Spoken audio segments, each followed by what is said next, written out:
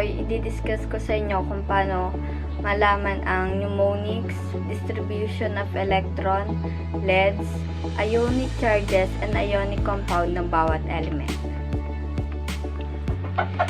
So, una, kukunin natin ang mnemonics.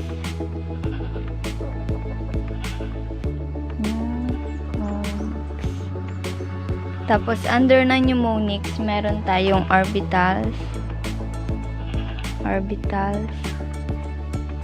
sublabel, at distribution of electron.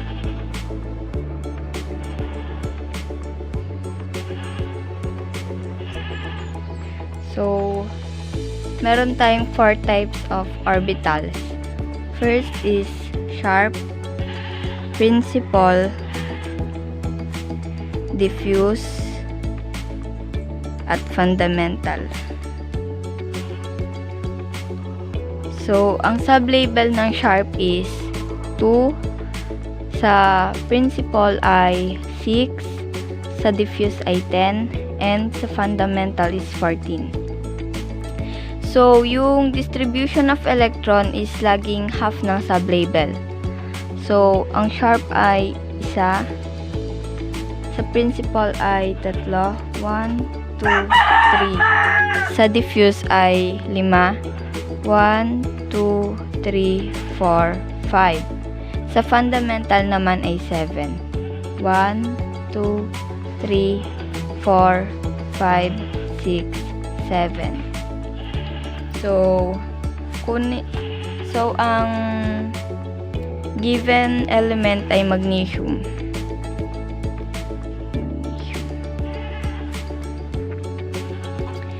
Sulat natin ang symbol niya, tapos ang atomic number.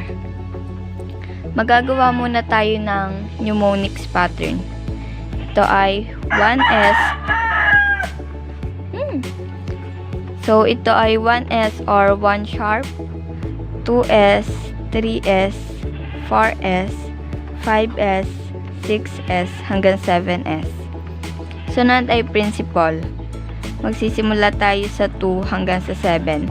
2p, 3p, 4p, 5p, 6p, and 7p. Sunod ay ang diffuse. Magsimula naman tayo sa 3. 3d, 4d, 5d, and 6d. Tapos sunod ay fundamental. 4f and 5f. So, magka-cancel tayo para makuha ang atomic number. So, 1s, 1s2, isusulat yung sublabel niya. 2s, 2s2, 2p, 3p, 2p, 6, at 3s2. So, tingnan natin kung ilan.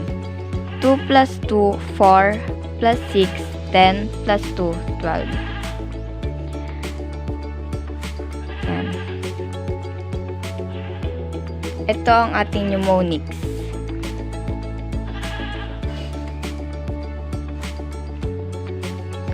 Sunod naman natin kukunin ay distribution of electron. So, sa 1s, isa lang ang line, 1s. Hindi na natin kailangang isulat yung number of electron. Sunod ay arrow up and arrow down. Ang arrows ay depende sa number of electron. Sunod ay 2s.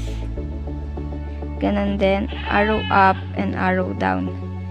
Sunod ay 2p. 1, 2, 3. 3 lines kasi 6 yung sublabel niya. So, 1, 2, 3, 4, 5, and 6. Tapos, sunod naman ay ang 3s. Arrow up and arrow down. Ito ang ating distribution of electron.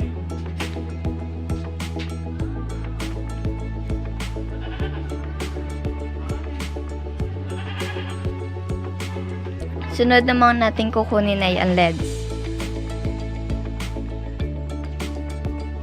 So, So, kailangan natin isulat ang mnemonics niya.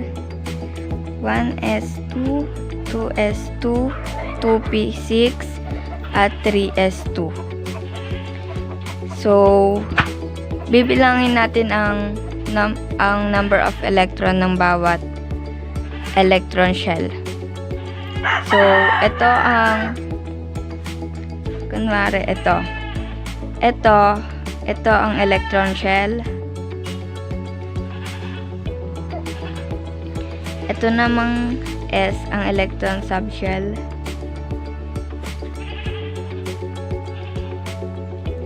At itong 2 ang number of electron. So, yan. Una, isa lang ang 1. So, 2. Kasi 2 ang kanyang number of electron. Sunod ay dalawa ang 2. So, 2 plus 6, 8. At sunod, isa lang ang 3. So, 2 lang. Ito yung yan. Sunod, isusulat lang natin ang symbol ng ating element. Mg. Tapos, lagyan natin siya ng box.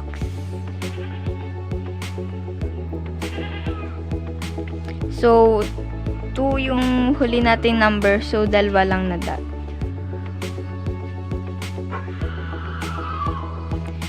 Ito na ang ating LEDs.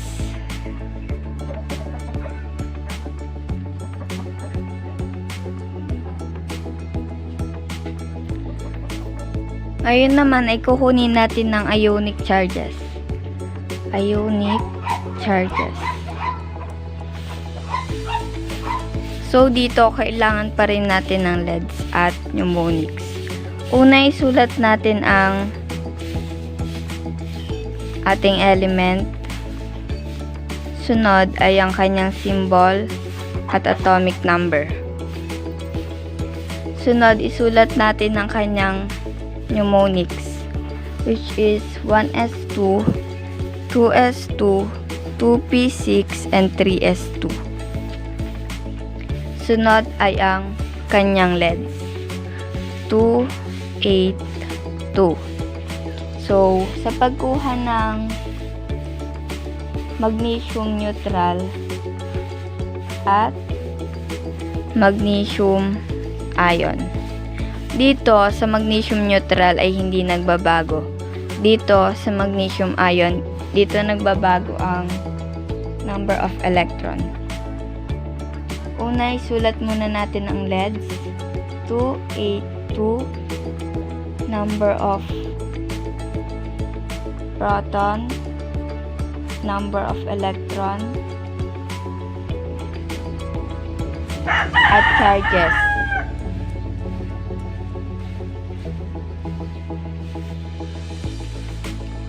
Ganon din ay ilalagay natin dito sa ion. 282. Number of proton, number of electron, at charges.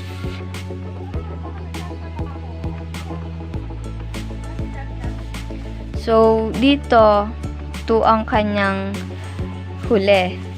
So, kapag ang last na number ay 1, 2, at 3, yun ay positive. Tapos, kapag naman 5, 6, at 7, yun ay negative.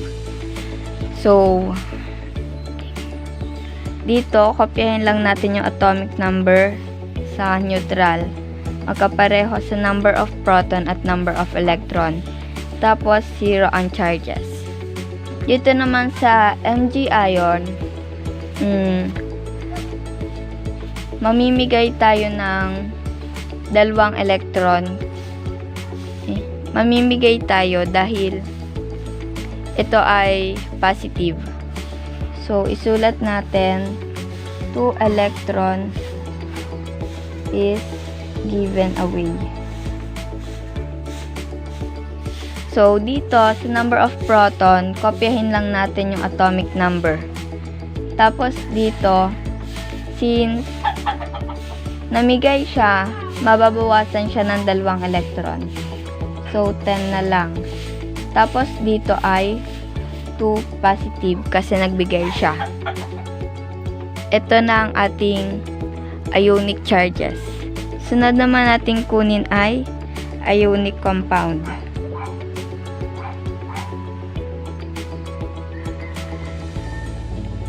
So, ang given natin na metal ay magnesium. So, sulat natin pa ulit ang kanyang symbol at atom. Sunod naman, ang given na non-metal ay chlorine. So, Cl ang kanyang symbol at 17 naman ang kanyang atomic number. So, kailangan nating isulat ang leads nilang dalawa. So, sa magnesium is 282. So, susulat natin dito ay ionization energy. Tapos, lagyan natin ng line.